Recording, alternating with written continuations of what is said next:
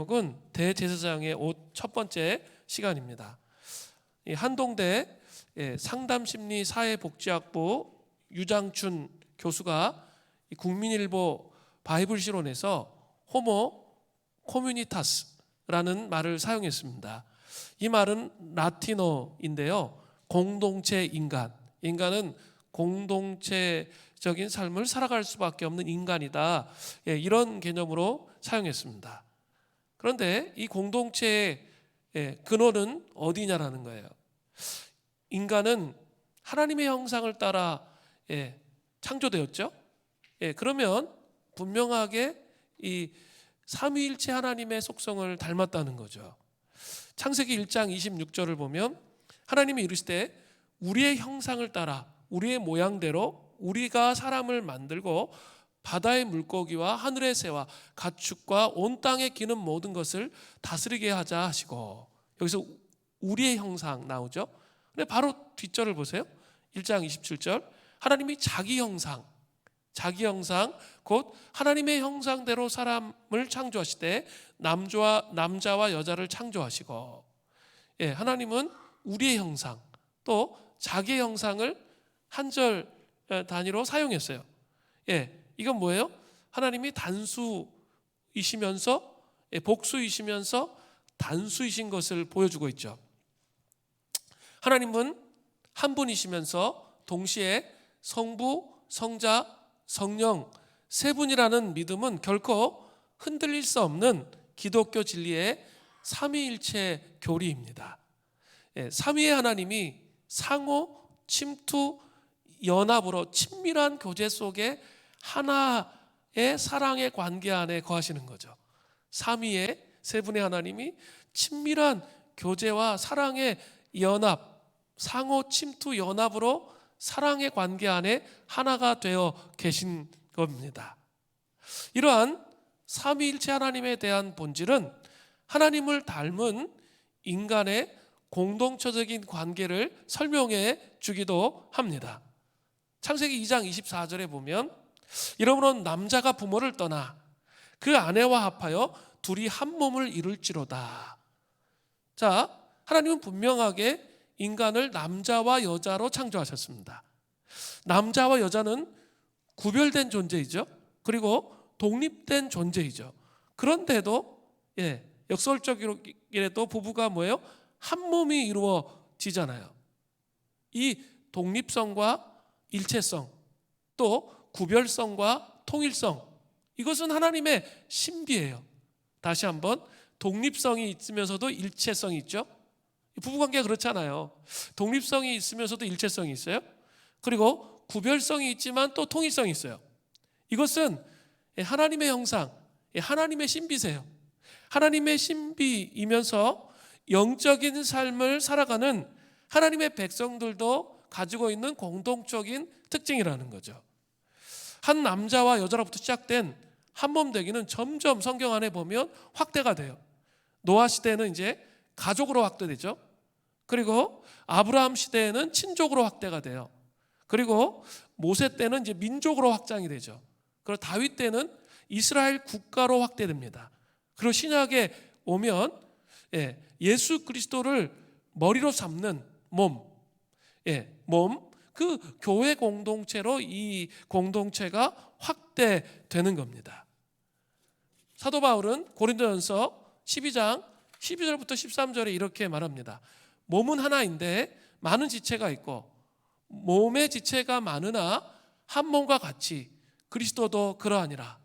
우리가 유대인이나 헬라인이나 종이나 자유인이나 다 한 성령으로 세례를 받아 한 몸이 되었고 다 한 성령을 마시게 하셨느니라. 이 공동체 안에 이 독립성과 일체성, 이게 같이 공존해야 된다는 거예요. 삼위일체 하나님의 신비가 공동체 안에, 주님의 몸된 교회 안에 있어야 되는데, 교회 안에는 독립성이 있어야 하지만 또 일체성이 있어야 된다는 거죠. 또 구별성이 있어야 되지만 통일성이 있어야 한다라고 말하는 거예요. 교회 공동체 안에는 다양성이 좀 있어야죠. 독립적으로. 그러나 이 담임 목회자의 큰 그림을 그리는 방향에서 분명히 같은 방향으로 갈 수 있어야 된다는 거죠. 이런 거예요. 입이 하나죠. 귀가 둘이죠. 귀가 너는 이렇게 입한테 야단치는 거죠. 너는 하나만 있어가지고 이렇게 이를 게을르게 하냐? 왜 이렇게 게을르게 하냐? 그렇게 막 야단치고 비난해서는 안 된다는 거죠. 왜냐하면 귀는 귀로서 듣는 역할을 하는 것이고, 입은 뭐예요? 하나로서 먹는 역할을 하는 거잖아요. 그래서 이제 이 입이 기분이 나빠. 그래서 이 몸에서 탈퇴하는 순간 어떻게 되는 거죠? 굶어 죽어요. 이게 죽는 거예요. 그 몸은 파괴가 되어져 버리게 된다는 거죠. 그렇기 때문에 이 구별성과 일체성이 아주 절묘한 삼위일체 하나님이 그 한 분으로 계시면서 세 분이신 것처럼 그런 놀라운 조화 속에 공동체가 있어야 건강한 방향으로 갈 수 있다는 거죠. 우리는 이게 젊은 사람들이 많다 보니까 교육에 되게 관심이 많아요. 그죠? 그래서 어떤 가정은 홈스쿨 할 수 있습니다. 또 어떤 가정은 대안학교 보낼 수 있습니다. 또 어떤 가정은 공교육을 할 수 있습니다. 그죠? 그것은 선택의 문제예요. 그러나 아주 중요한 원칙을 밑바닥에 깔고 있어야 된다는 거예요. 그건 뭐냐면 하나님의 인도를 따라서, 여러분 하나님의 인도를 따라서 공교육에 가셨어요? 하나님의 인도를 따라서 홈스쿨 하세요? 하나님의 인도를 따라서 대안학교 하세요? 그게 그 증거가 명확해야 한다는 거죠. 잘 생각해 보세요. 자기에게 그런 증거가 있는지. 대안학교 보내면서 자녀에 대해서 욕심 부릴 수 있어요. 기독교 귀족학교 보내면서 자기는 하지도 않으면서 아이에게 신앙적인 그것을 막 귀족적으로 잘 키우기 위해서 그런 욕심을 부릴 수도 있어요.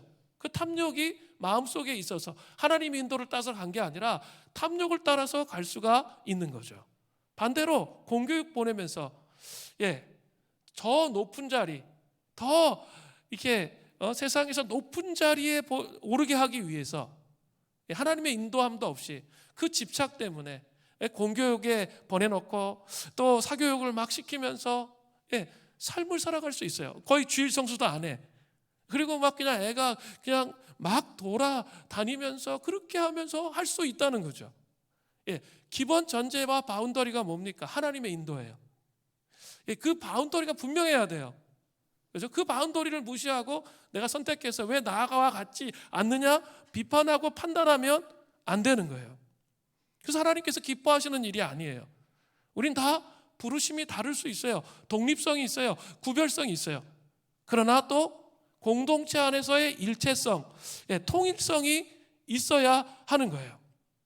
교회 학교 교육도 제가 생각하는 방향과 방향이 있어요. 근데 그 담임 목회자의 철학과 바운더리 안에서 부서별로 창의적인 모습으로 얼마든지 나타날 수가 있는 거죠. 이게 조화가 있어야 그게 공동체인 거예요. 그냥 내가 생각하는 거 계속 주장해서는 안 된다는 거예요. 이 두 가지가 조화가 이루어져야 한다는 거죠. 저는 우리 교회 학교가 다음 세대를 좀 책임질 수 있는 공동체가 되었으면 좋겠어요. 그래서 지금 이제 하고 있는 게 설교를 통일했어요. 제가 오늘 설교하면 다음 주에 이제 우리 사역자들이 설교를 합니다. 이 똑같은 교육을 통해서 우리 자녀들에게 똑같은 메시지를 가지고 이렇게 전달된 걸 나눌 수 있도록 하기 위해서 그렇게 정리했어요. 그리고 가가호 우리 하고 있죠? 가가호를 통해서 초대교회 가정 예배를 드리는 것. 우리 가정 예배를 모든 공동체 구성원들이 다 드리기를 원하는 그런 바운더리를 정해줬어요. 또 말씀을 사랑하고 말씀을 암송하고 읽는 거. 제가 어느 날 들었는데 아동부 우리 아이인데 성경을 이독을 했대요. 정말 기쁘더라고요. 제가 너무 기쁘더라고요. 애가 이독을 했대요. 감동이 안 되세요? 여러분 이렇게 청년이 되도록 일독하지 못하는 사람 얼마나 많은지 몰라요. 얼마나 많은지 모르거든요. 근데 애가 이독을 했대요. 그리고 또 초등학교 1학년 애가 일독했다고 뭐 이렇게 스푼을 줘야 되는데 이렇게 막 저한테 막 얘기를 해요. 그게 얼마나 감동이 됩니까? 정말 우리 애들을 그렇게 말씀으로 잘 키울 수 있다면 얼마나 좋은 일이에요. 그런 일들. 또 부모 교육이 우리는 다른 교회보다 수준이 좀 높아요. 왜냐하면 교회에다 다 맡겨놓고 대안학교에다 맡겨놓고 알아서 하세요. 그게 아니고 부모가 책임져야 된다는 철학이에요. 부모가 책임을 져야 돼, 1차적으로 집에서. 그래서 좀 높은 수준을 요구할 수 있어요. 높은 수준을 요구하고 있어요, 사실은. 그런데 코로나 시대에 가정이 정말 이제 중요하기 때문에, 가정에서 아이들을 양육하는 게 너무나 중요하기 때문에 그렇게 하는 거예요. 그런 것들이 제가 정해준 어떤 바운더리일 수 있어요. 그 바운더리 위에서 이제 부서별로 창의적 접근을 해야죠. 사역자의 성향, 그리고 우리 아이들의 성향, 교사의 성향과 관련돼서 창의적인 접근을 할 수 있는 거죠. 뭐 이렇게 제가 들어보니까 우리 하야왕, 유치부의 하야왕을 뽑는데 새로운 카퍼레이드 차를 준비했다 뭐 하면서 뭐 이렇게, 유치부만 알아. 이거는 카퍼레이드 차 이렇게 뭐 만들어 가지고 뭐 한다, 뭐 얼마든지 할 수 있는 거죠. 어저께 4층에 올라가 보니까 갑자기 텐트들이 쳐 있는 거예요. 그래서 이게 웬일인가? 이 바깥에 막 텐트들이 쳐 있더라고요. 그러니까 소그룹 할 때 너무 시끄러워가지고 안 돼가지고 텐트들을 하나씩 다 쳐가지고 집에서 교사들이 가져온 것 같아요. 그래가지고 텐트 쳐서 거기서 하겠다는 거예요. 하라는 거예요. 얼마나 좀 좋아요. 이렇게 말씀을 가지고 교사들이 너무나 그 아이들을 잘 양육하기 위해서 씨름하는 거잖아요. 그런 모습이 있어야죠. 또 이렇게 중고등부, 이렇게 청소년부 이렇게 얘기 들어보니까 우리 전도사님이 스카프레너야. 그래서 키보드 치면서 인도를 하더라고요. 이렇게. 그래서 참 이렇게 키보드 치면서 인도하기 힘든데 어떻게 저렇게 인도할까, 이제 이런 생각이 드는데, 그래서 아이들하고 계속 만나고 씨름하고, 여러분 그러고 계세요. 적극적으로 좀 부모님들의 아이들 이렇게 우리 전도사님하고 만날 수 있도록 꼭 해주세요. 20대 이제 29이어서 열정이 정말 넘치세요. 그래가지고 아이들 계속 만나면서 아이들의 눈높이에 맞춰서 같이 하시려고 막 씨름하고 있더라고요. 그렇게 창의적인 접근을 하면서 이 교회가 가야 할 방향들이 같이 연결되어져서 움직여갈 필요가 있다는 거죠.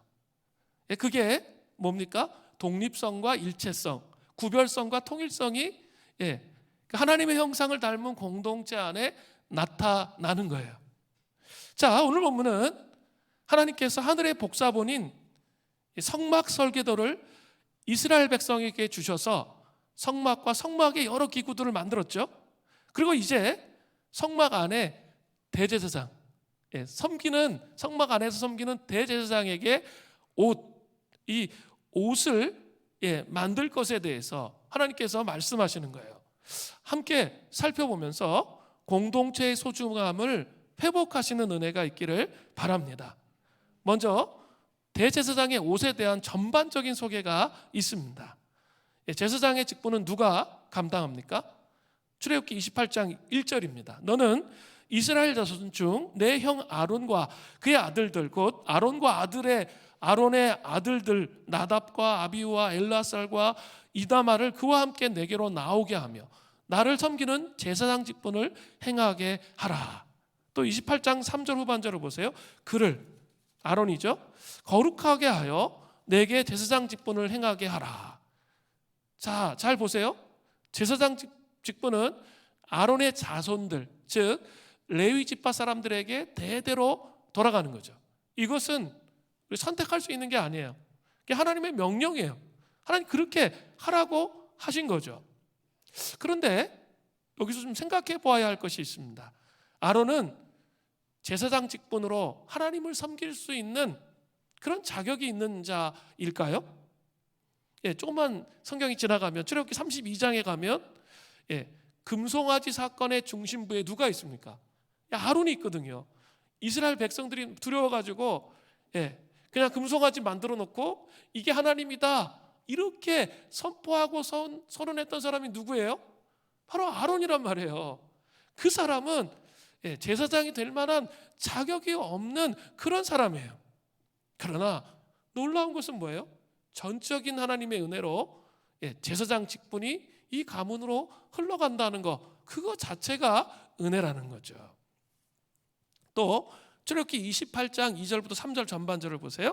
내 형 아론을 위하여 거룩한 옷을 지어 영화롭고 아름답게 할지니 너는 무릇 마음이 지혜 있는 모든 자, 곧 내가 지혜로운 영으로 채운 자들에게 말하여 아론의 옷을 지어. 자, 보세요. 제사장들 중에서 대제사장이 되는 사람은 누구예요? 아론이죠. 아론에게 대제사장의 의복을 만들어줄 사람은 어떤 사람이에요? 3절에 마음이 지혜 있는 모든 자, 곧 내가 지혜로운 영으로 채운 자들. 3절에 마음에 지혜 있는 모든 자, 곧 내가 지혜로운 영으로 채운 자들. 이것을 다른 말로 한다면 성령의 창조적 기름 부으심이 있는 사람들이에요. 창조적 기름 부으심이 있는 사람들. 그들이 어떻게 해야 돼요? 정성을 다해서 하나님께서 말씀하신 대로 이렇게 색깔을 잘 직조하고 아름다운 자기가 창조적 기름 부으심으로 아름답게 이 대제사장의 옷을 잘 만들어야 할 필요가 있었습니다. 근데 어떤 특징이 있도록 만들도록 하셨죠? 그것이 2절이에요. 세 가지가 나오죠. 대제사장의 옷의 특징이 뭐예요? 첫 번째는 거룩해야 돼요. 두 번째는 뭐예요? 영화로워야 돼요. 세 번째는 아름다워야 돼요. 이게 대제사장의 옷의 특징이에요.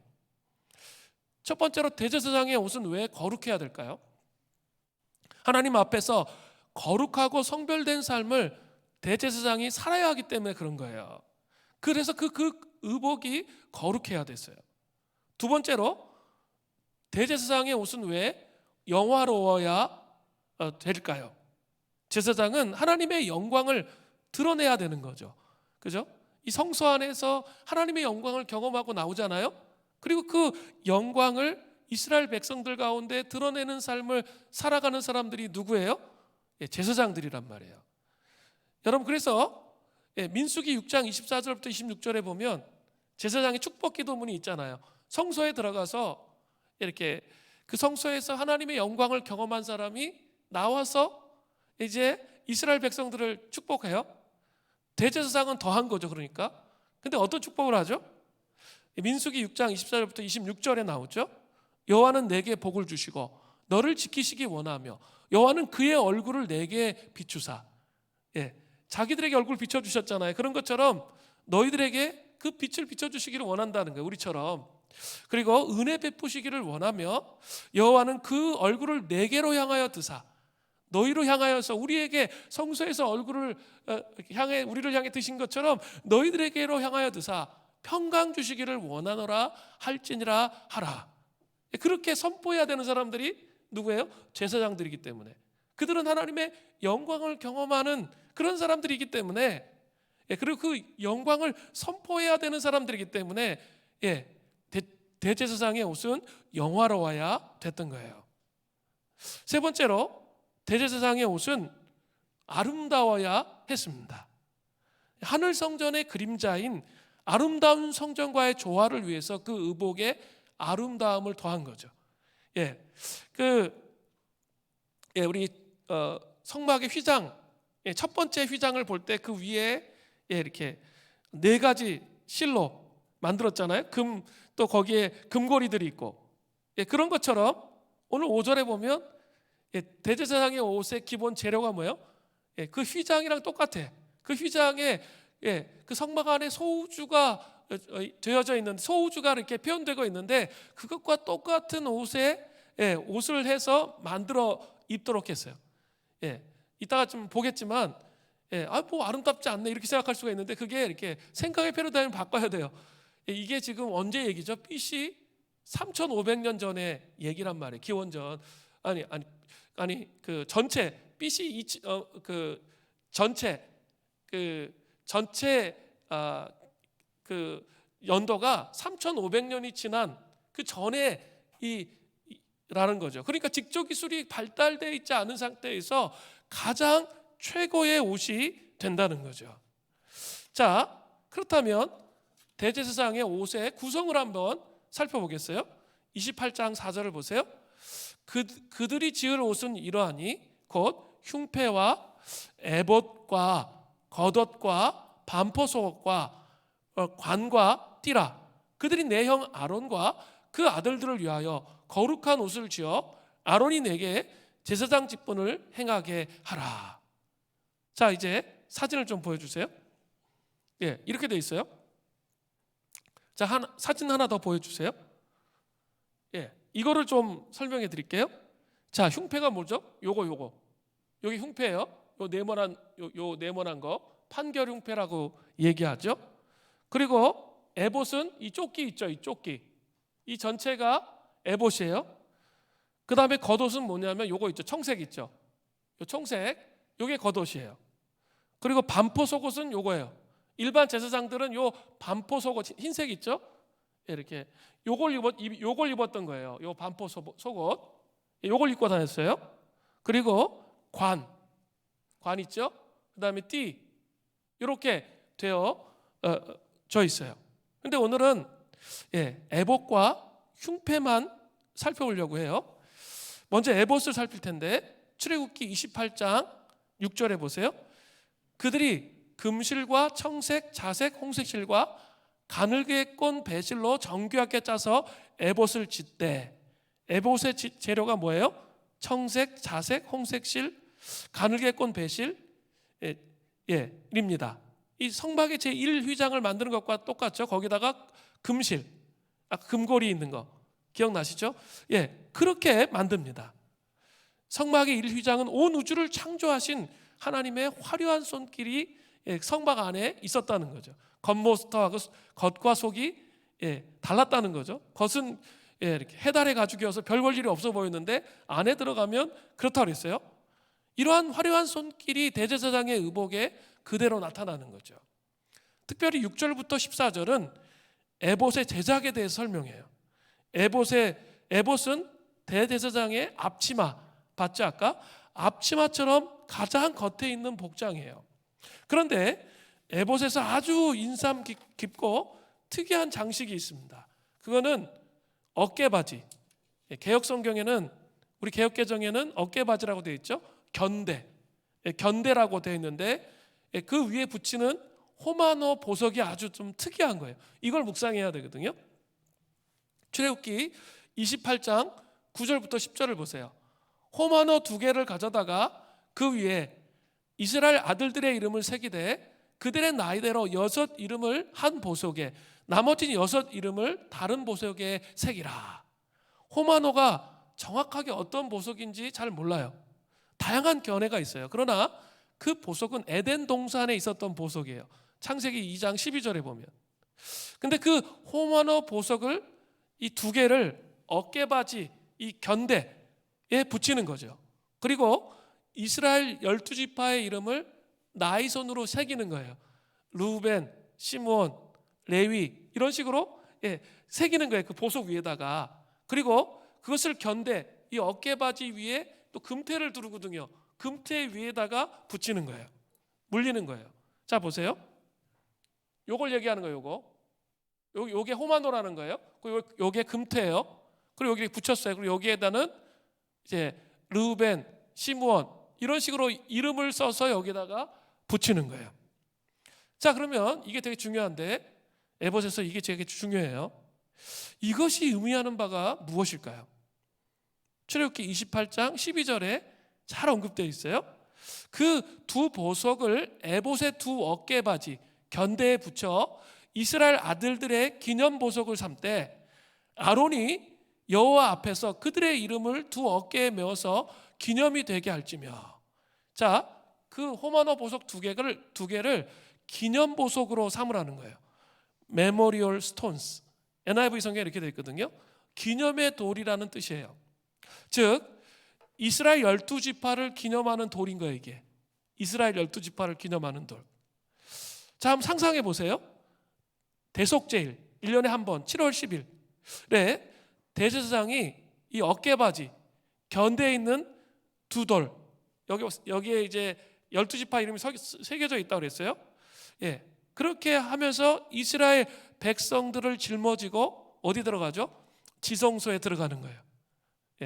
짊어지고 지성소에 들어가는 거죠. 이것은 대제사장인 그 이스라엘 백성들이, 대제사장이 이스라엘 백성들의 죄를 짊어지고 그들을 대표해서 하나님께 나간다는 의미가 있는 거예요. 그죠? 그 하나님 앞에 다 나가면 죽잖아, 죄 많은 인간이. 그래 딱 하루만 허락되어 있는데 지성소 안에 들어갈 수 있는 날이, 그 이스라엘 백성들의 이 죄를 다 짊어지고 대제사장이, 그리고 지성소에 들어가서 시은자에서 피를 뿌리면서 용서함 받았다 그랬잖아요. 그죠? 예, 그렇게 되어 있어요. 자, 이런 대제사장의 이런 모습은 세상 죄를 지고 가시는 하나님의 어린 장 예수 그리스도가 떠오르죠. 대제사장이 바로 예수 그리스도라는 그 의미로 한번 상상해 보세요. 예, 히브리서에 보면 그런 내용이 아주 정확하게 다 언급되어 있어요. 히브리서 4장 14절에 보면 그러므로 우리에게 큰 대제사장이 계시니 승천하시니 곧 하나님의 아들 예수시라. 우리가 믿는 도리를 굳게 잡을지어다. 예수님이 대제사장이시라는 거죠. 이것을 어떻게 우리에게 좀 적용할 수 있을까요?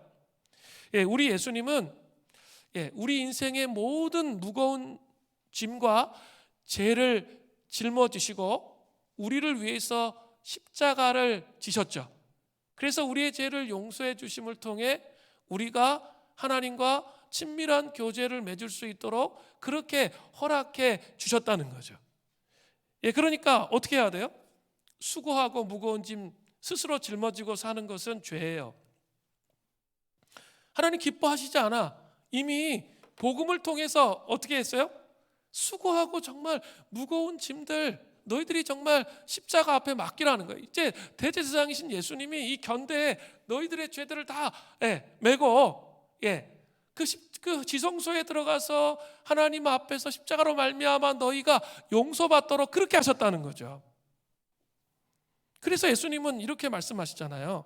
마태복음 11장 28절에 수고하고 무거운 짐진 자들아 다 내게로 오라 내가 너희를 쉬게 하리라.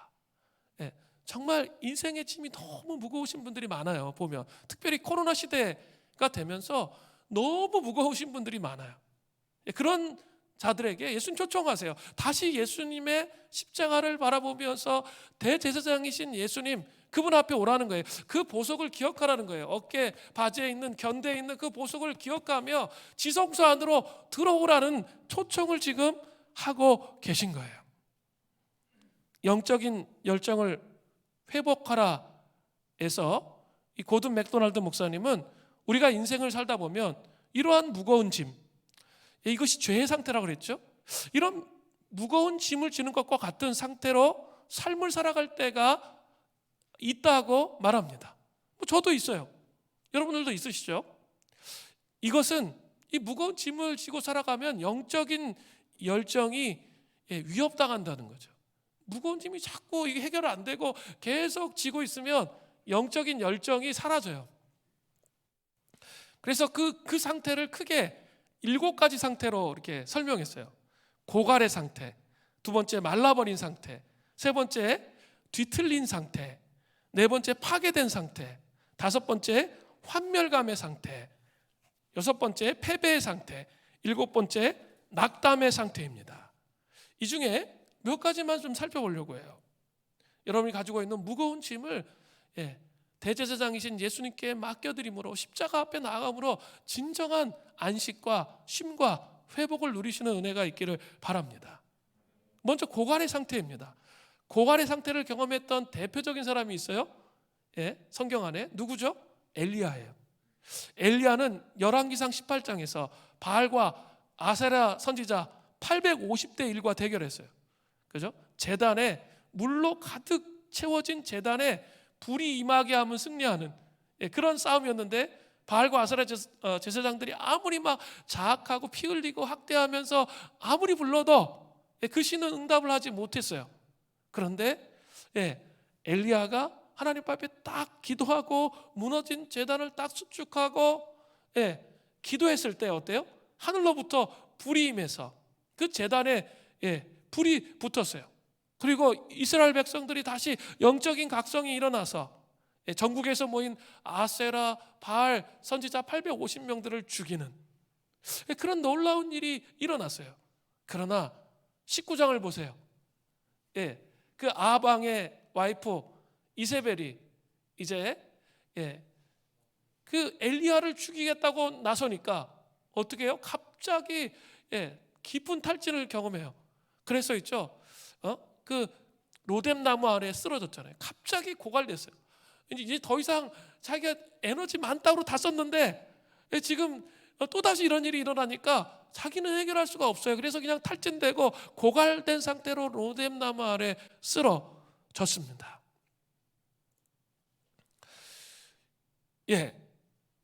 그 하워드 기니스라고 희생이라는 책, 아주 좋은 중책자인데 아주 좋은 책이에요.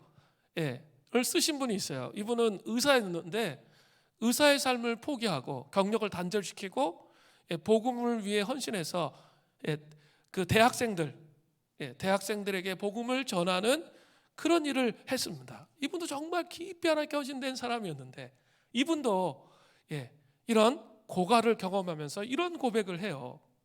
여정의 끝을 향해 가면서 나는 너무 지쳐서 내가 뉴질랜드의 오클랜드로 돌아와서 공석에서 그 여행에 대한 보고를 하게 되었을 때 그만 중간에 멈추고 끝나지도 않은 채 그저 앉아 버렸습니다. 내가 그때 말을 한마디라도 더 했다면 그만 울고 말았을지도 모릅니다. 신경을 지탱하는 건전지가 완전히 소모되었습니다. 이렇게 고백해요. 그리고 목회자들에게는 숙취의 월요일 이런 표현이 고든 맥도날드 목사님이 쓰셨어요. 숙취의 월요일을 맞는 술 먹는 게 아닌데 이렇게 주일 토요일 막 에너지 모든 것을 다 쓰기 때문에 탈진되는 숙취의 월요일을 맞이한다는 거죠. 그러나 여러분 잘 기억하셔야 돼요. 우리 그런 탈진을 경험할 수 있는데 우리에게 또 특권이 있어요. 뭐죠? 엘리야처럼 로뎀나무 그늘 아래 쓰러지면 돼요. 그러니까 십자가 그늘 앞에 나가서 하나님 저는 지쳤어요. 저는 할 수가 없어요. 주님 저를 도와주세요. 주님 제가 너무 많은 에너지를 썼고 그냥 내 관점과 내 생각으로 삶을 살았습니다. 다시 십자가 앞에서 내가 내 무거운 짐을 주님께 맡기겠습니다 라고 고백하면 진짜 그것이 맡겨져요. 그러면서 풀어져요. 그리고 주님이 어떻게 하세요? 그 쓰러진 그 엘리야를 격려해서 잠을 재우시고 먹을 것을 주시고 천사를 통해서 까마귀를 통해서 먹을 것을 주시면서 회복하시면서 다시 주님의 길을 갈 수 있도록 그렇게 하시잖아요. 그러니까 로뎀나무 그늘 아래 쓰러진 자가 행복한 거예요. 그냥 탈진돼 가지고 맨날 엄한 것 다른 거에 막 중독돼 가지고 돌아다니면 안 돼요. 그러면 더 탈진돼요. 그것이 아니라 주님 앞에 쓰러지시라는 거죠. 수고하고 무거운 짐을 들고 주님 앞에 나아가세요. 그러면 회복이 일어나는 거예요. 두 번째는 뒤틀린 상태입니다. 이것은 결정해야 할 일이 너무 많아. 그래서 오는 상태입니다. 이 고든 맥도날드 목사님이 맥도날드 목사님의 사모님이 어떤 선교사님하고 얘기한 그 내용을 인용해 놨어요. 근데 이 선교사님은 미국에 살다가 아주 오랜 시간 제3세계에서 선교하고 오신 분이었는데 이분이 이제 슈퍼마켓을 갔는데 깜짝 놀란 거예요. 그래서 그걸 이제 얘기하는 거예요. 슈퍼마켓의 진열대를 그저 지나치기만 하면서도 선택할 수 있는 종류의 엄청난 숫자에 너무나 놀랐습니다. 감자칩 하나만 두고 봐도 미국을 떠났을 땐 기본적인 감자칩 하나밖에 없었습니다. 그런데 지금은 여기에 17가지 이상 양파맛, 바비큐맛, 타코맛, 레몬맛, 짠맛, 무염, 스틱 모양, 동그란 모양 이 놀라운 숫자가 있다는 거죠. 근데 이 놀라운 숫자를 중에서 선택하는데 걸리는 시간과 노력을 한번 생각해 보세요. 그걸 이제 얘기하는 거예요. 현대인들은 이런 것처럼 아주 사소한 것부터 중대한 문제까지 선택과 결정에 상당히 많은 스트레스와 어려움을 겪고 있습니다. 이 창세기 13장에 나타난 롯과 아브라함의 이야기를 여러분 아세요? 이 둘이 이제 양과 소떼가 너무 많이 늘어났어요. 그래서 이제 자꾸 하인들이 싸우는 거예요. 그래서 이제 따로 가기로 했죠. 그래서 먼저 조카 롯에게 너가 가야 할 길을 선택하라고 했는데 눈을 들어서 딱 보니까 소돔 땅이 딱 좋은 거예요. 거기 목초지가 많고 물도 많고 살기가 좋아 보이는 거예요. 눈에 보이기에 너무나 좋은 그런 풍부한 땅이라는 생각이 들어서 그 땅을 선택하죠. 근데 그냥 단순히 그 탐욕 때문에, 눈에 보이는 탐욕 때문에 그런 결정을 했는데 결과는 뭡니까? 소돔과 고모라가 타락해가지고 멸망하잖아요. 그때 그래도 아브라함의 기도를 들으시고 하나님께서 롯이 나올 수 있도록 도와주셨는데 아내가 뒤돌아보다가 소금 기둥이 되었잖아요. 그리고 사위들은 다 뭐예요? 그냥 농담하는 줄 알고 개기다가 다 죽고, 그리고 이 딸과 동침해서 아들을 낳았잖아요. 그게 이제 뭐예요? 모압과 암몬이 되는, 그 족속이 되는 그런 일이 일어났죠. 선택을 잘못해서 완전히 삶이, 롯의 삶이 완전히 뒤틀려 버렸잖아요. 그렇게 선택을 잘못할 때, 하나님 중심의 선택을 하지 않고 내 육적인 선택을 할 때 삶이 뒤틀려 버릴 수가 있다는 거예요. 그러나 이 견대 생각하세요. 대제사장의 견대, 어깨바지에 있는 우리의 이름들. 그래서 우리가 예수 그리스도의 보혈을 의지해서 다시 지성소 안에 들어가서 우리의 죄악을 회개하고 고백한다면, 그 뒤틀림의 상태로 인해서 수고하고 무거운 짐 지는 것이 벗겨진다는 거예요. 다시 그 복귀하고 회복할 수 있도록 그렇게 된다는 사실을 기억해야 돼요. 세 번째는 낙담입니다. 낙담의 상태는 눌러 찌그러져 버려 있는 상태 있죠. 그걸 말해요. 겁먹은 이란 단어로 쓸 수 있어요. 이사야서 7장 2절 후반절에 보세요. 이런 말씀이 나와요. 왕의 마음과 그의 백성의 마음이 숲이 바람에 흔들림 같이 흔들렸더라. 이게 이제 낙심의 마음이거든요. 숲이 바람에 흔들림 같이 흔들렸더라. 여기 나오는 왕은 남유다의 아하스 왕이에요.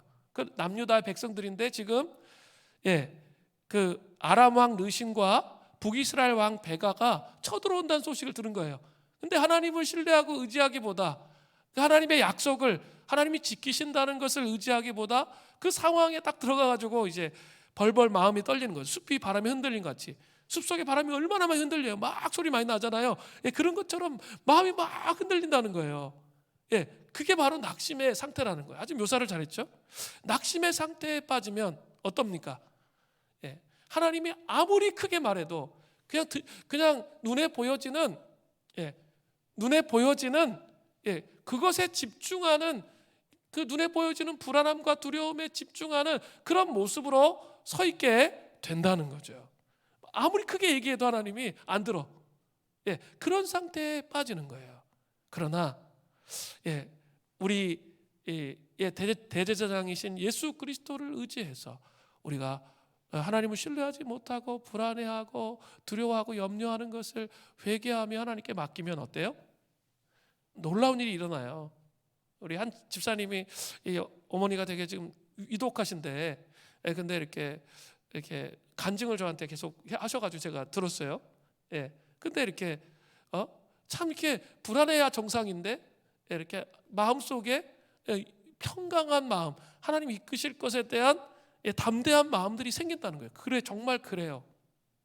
그게 정말 십자가를 의지하는 거예요. 그게 진짜 십자가가 전부가 되는 거죠. 그러면 진짜 분명히 불안하고 두려워해야 될 정상인데 그것을 넘을 수 있고 하나님의 이끄심을 경험할 수 있게 되는 거죠. 이렇게 회복하시는 은혜가 있기를 바라요.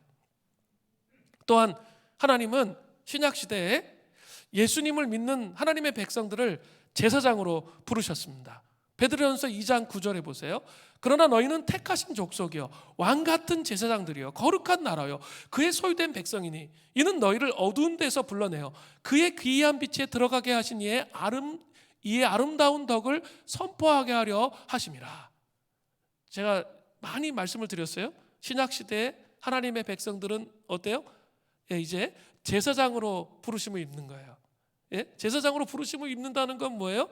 다른 사람의 죄악들을 가지고 이렇게 하나님께 같이 나아가는 그 의미를 갖고 있는 거예요.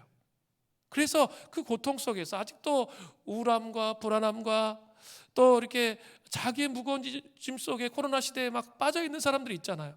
그 사람들을 흔들어 깨우는 거예요. 내가 경험했으니까 하나님께서 그 평강을 주시는 걸 경험했잖아요.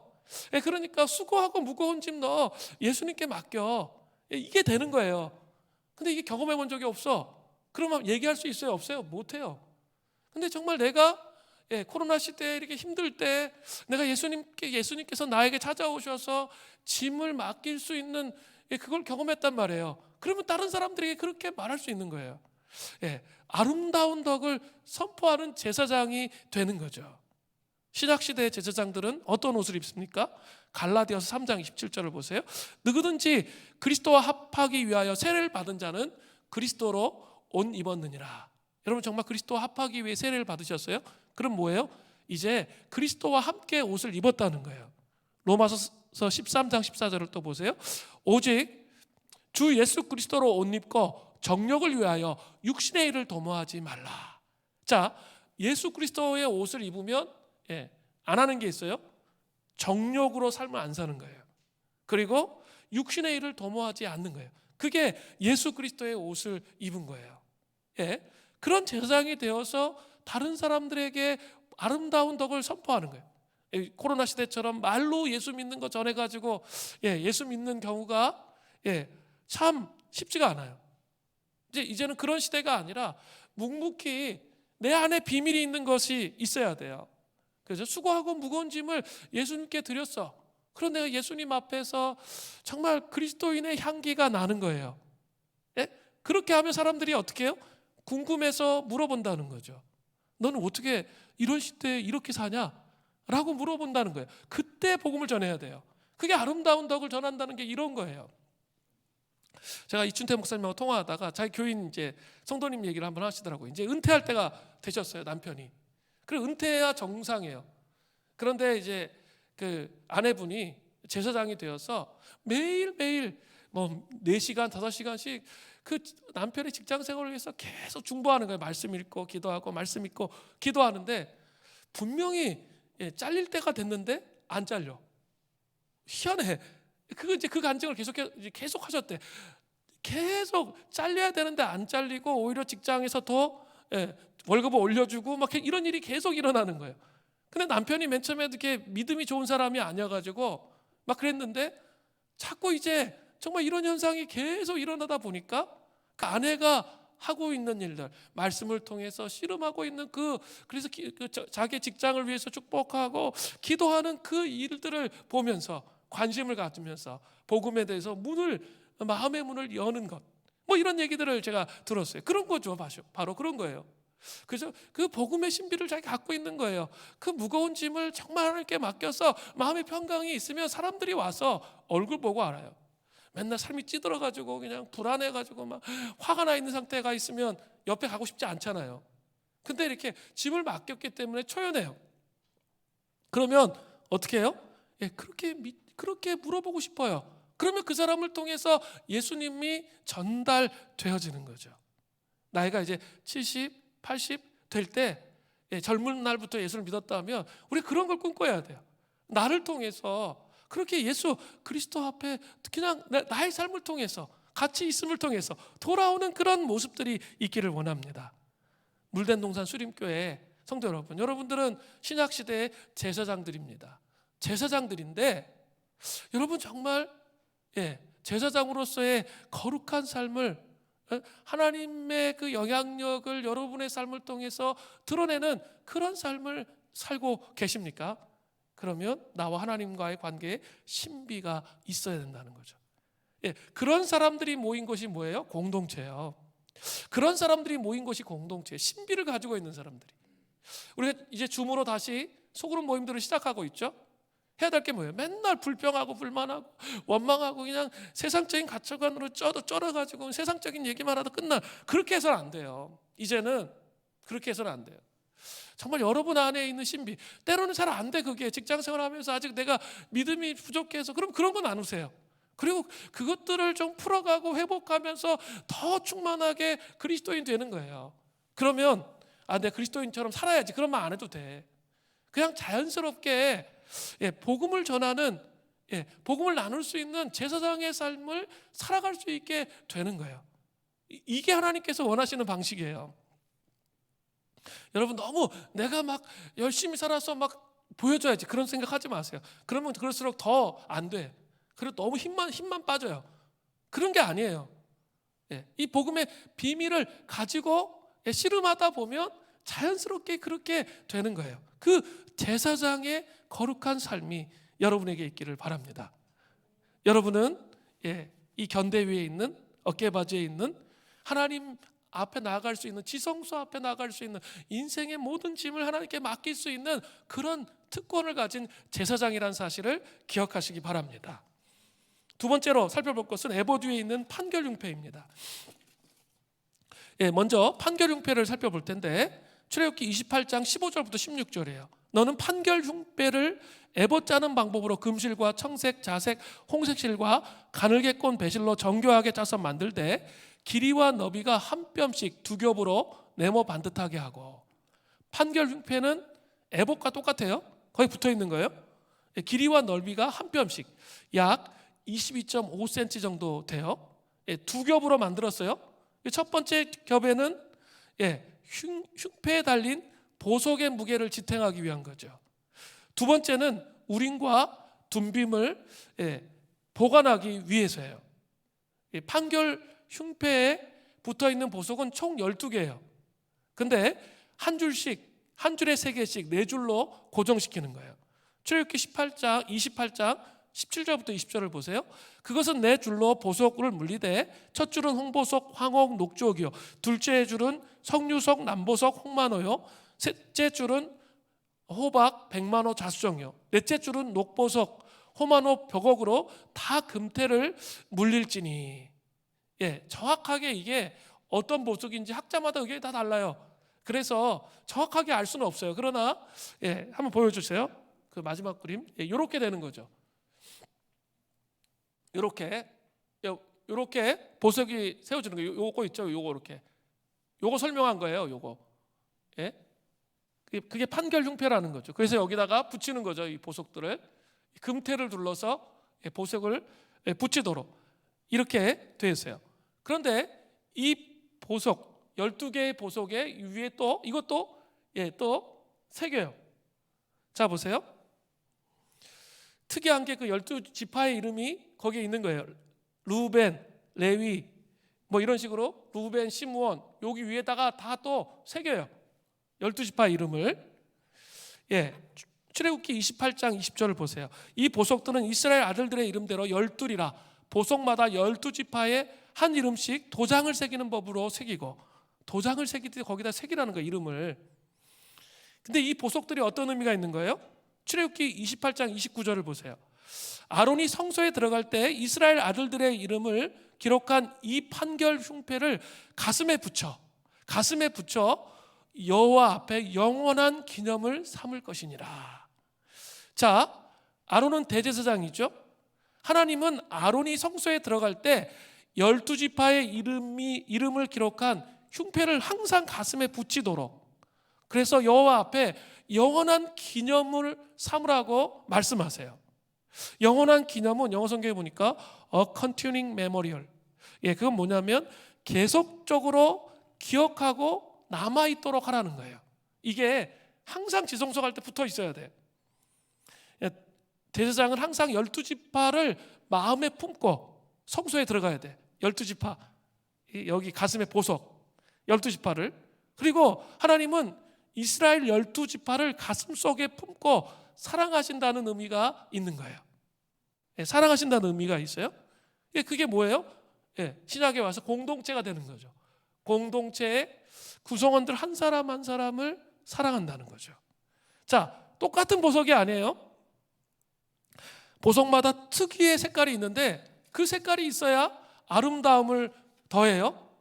제가 얘기했죠. 독립성이 있어야 돼요. 그러나 일체성이 있어야 돼요. 구별성이 있어야 돼요. 통일성이 있어야죠. 그때 아름다움이 더하는 거죠. 이스라엘 백성은 하나님의 가슴에 깊이 박힌 아름다운 존귀한 보석과 같은 존재예요. 보석과 같은 존재라는 거죠. 자, 이거 상상해 보세요. 다시 한번 보여주세요. 여러분은 이 보석과 같은 존재예요. 우리 물된동산 수림교회에 속한 모든 성도님들은 이 대제사장의 가슴팍에 새겨진 보석과 같은 존재 한 사람 한 사람이라는 거죠. 여러분 이걸 믿으세요? 여러분 보석이세요. 이걸 믿어야 돼. 예? 정말 이거 믿음으로 바라봐야 돼. 여러분 정말 하나님이 보시기에 보석이에요. 그런데 아직 원석과 같은 부분이 많이 있어요. 공사 중인 거죠, 아주. 그래서 또 이렇게 하나님께 순복하기보다 막 내 마음대로 살려고 그러고 자기중심적인 생각으로 막 빠져들 수가 있어요. 그러나 하나님은 어떻게 하세요? 그런 사람들을 연단하시는 거죠. 예, 제가 금요심야 기도회 때 하나님이 다시 이 사순절에 광야로 부르신다 그랬죠. 이 광야에서 하나님만을 바라보게 하시면서 연단하셔서 새롭게 하시는 거죠. 왜 새롭게 하세요? 예, 원석이 아니라 보석으로 반짝반짝반짝, 예, 하나님 앞에서 빛나도록 하시기 위해서 연단하시는 거지 우리를 죽이기 위해서 연단하시는 게 아니에요. 착각하면 안 돼요. 정말 여러분 보석과 같이 순결하고 아름다운 사람이 되기 원하시죠? 그럼 주님의 손에 맡겨지면 되는 거예요. 그리고 이 다양한 보석이 다 색깔이 같지 않았죠? 다 달랐죠? 예, 다양한 색깔을 띠는 거예요. 다양성이 있어요. 예, 예, 독립성, 예, 구별성이 있단 말이에요. 예, 그렇지만 흉패 위에 딱 돼 있는 거죠. 그러니까 일체성이 있어요, 통일성이 있어요. 예, 그렇게 아름답게 세워지도록 예, 하시기를 원하신다는 거죠. 다양한 보석의 하모니가 공동체 안에서 이루어지는 거예요. 우리는 서로 이러한 존재가 되어지도록 어떻게 해야 돼요? 서로 격려하고 권면하며 세워가는 사람들이에요. 예, 우리 소그룹에서 내가 신앙적으로 막 정신을 못 차리고 있어. 그러면 어때요? 좋은 게 좋은 거라고 얘야 하면서 막 그냥 인격적으로만 얘기하고 그냥 이래도 좋고 저래도 좋고 이렇게 하면 안 돼요. 어떻게 해야 돼요? 예, 단호하게 입에 쓴소리를 하실 수 있어야 돼요. 소그룹 리더가 입에 쓴소리를 하시는 예, 그런 믿음의 동역자가 반드시 옆에 있어야 돼요. 그래야 제대로 갈 수 있단 말이에요. 근데 맨날 만나면 또 첫날부터 끝날까지 믿음의 쓴소리만 해, 잔소리만 해. 이러면 돼야 안 돼요? 그건 진짜 분별력이 없는 거죠. 예, 그게 아니죠. 예, 정말 이 사람을 지금 완전히 아까 탈진되고 고갈된 상태에 있다면 어떻게 해야 돼요? 야단쳐서 이렇게 하라. 누가 몰라서 못해? 예, 탈진돼서 안 되는 거지. 그러니까 어떻게 해야 돼요? 기다려야죠. 격려하고 기다리면서 예, 양쪽의 균형을 잡을 수가 있어야 되는 거죠. 그래서 예, 여러분 관점을 바꾸세요. 저 문제 많은 멤버, 문제 많은 누구, 문제 많은 하여간 뭐 재직 막 이렇게 생각하면 있죠. 리더 막 이렇게 생각하면 끝이 없어요. 그런데 그 사람을 생각할 때 보석이야. 이러면 있죠. 생각이 완전 달라져요. 아직 원석이라서 그래. 정말 보석이야. 하나님 나라에 정말 보석과 같은 존재야. 이렇게 생각하면 있죠. 우리의 태도와 관점이 달라져요. 서로가 하나님의 보석과 같이 세워지도록 하는 공동체가 되어야 합니다. 여러분 잘 아셔야 돼요. 싸움에는 흥하는 싸움이 있고 망하는 싸움이 있습니다. 흥하는 싸움은 뭐예요? 우리 내면에서 죄와의 싸움에서 분투하도록 격려하는 거죠. 그리고 더 하나님께 나아가도록 격려하는 거예요. 그 싸움은 뭐예요? 흥하는 싸움이에요. 반드시 우리가 서로에게 그렇게 말할 수 있어야 돼요. 예수가 나의 주인이시다. 우리 그것도 그 내용이 다 그런 거잖아요. 주인으로 모시면서 죄와 분투하며 싸우는 삶에 대해서 말하는 거거든요. 그렇게 할 수 있어야 돼요. 그러나 망하는 싸움도 있어요. 그죠? 하지 말아야 할 싸움이 있어요. 부부 싸움, 세상 것에 대한 집착에 대한 싸움, 인정받고자 하는 싸움, 시기 질투하는 싸움, 교회 안에서의 자기의 생각을 가지고 하는 싸움, 이런 것들은 이 싸움은 벗어던져야 돼요. 이거는 뭐예요? 망하게 하는 싸움, 망하게 하는 싸움. 그런 싸움은 싸우면 안 돼요. 그죠? 우리가 분투하며 하나님 앞에 나가서 우리 물된 동산 수림교에 속한 모든 성도들이 정말 보석처럼 하나님 나라에 빛나는 그런 하나님의 백성들이 되시기를 바랍니다. 이제 두 겹인 판결 흉패 안에 있는 두 번째 겹 안에는 뭐가 있다 그랬죠? 우림과 둠빔이 있어요. 자, 출애굽기 28장 30절을 보세요. 너는 우림과 둠빔을 판결 흉패 안에 넣어 아론이 여호와 앞에 들어갈 때 그의 가슴에 붙이게 하라. 아론은 여호와 앞에서 이스라엘 자손의 흉패를 항상 그의 가슴에 붙일지니라. 우림이란 히브리어로 우루란 뜻인데 이 빛들이란 뜻이에요. 우림은 빛들. 그리고 둠빔은 히브리어로 툼밈이라고 하는데 이것은 완전함들이란 뜻이에요. 그러니까 이것은 빛들, 완전함들, 이게 뭐예요? 하나님을 상징하는 거잖아요. 그리고 하나님의 뜻을 이제 완전하신 하나님의 뜻을 구한다는 의미로 사용된 거예요. 하나님의 뜻을 구하는 데 사용된 도구가 우림과 둠빔이에요. 정확하게 어떻게 생겼는지는 몰라요. 어떤 사람은 주사위처럼 생겼다, 어떤 사람은 뭐 다양한 얘기를 하는데 정확하게 몰라요. 그런데 분명하게 이 우림과 둠빔을 통해서, 완전함과 빛들을 통해서 하나님의 인도를 이스라엘 백성들이 받았다는 거죠. 민수기 27장 21절을 보세요. 그의 제사장 엘르아살 앞에 설 것이요 엘르아살은 그를 위하여 우림의 판결로서 여호와 앞에 물을 것이며, 자, 물었다는 거예요. 그리고 하나님 뜻을 분별할 수가 있었다는 거예요. 빛들 또 완전함을 통해서, 완전함들을 통해서 하나님 인도를 경험했다는 거죠. 사무엘상 28장 6절을 보세요. 사울이 여호와께 묻자오되 여호와께서 꿈으로도 우림으로도, 여기 나오죠? 선지자로도 그에게 대답하지 아니하심으로. 자, 이게 하나님의 뜻을 분별하는 도구였다는 것을 분명히 알 수 있어요.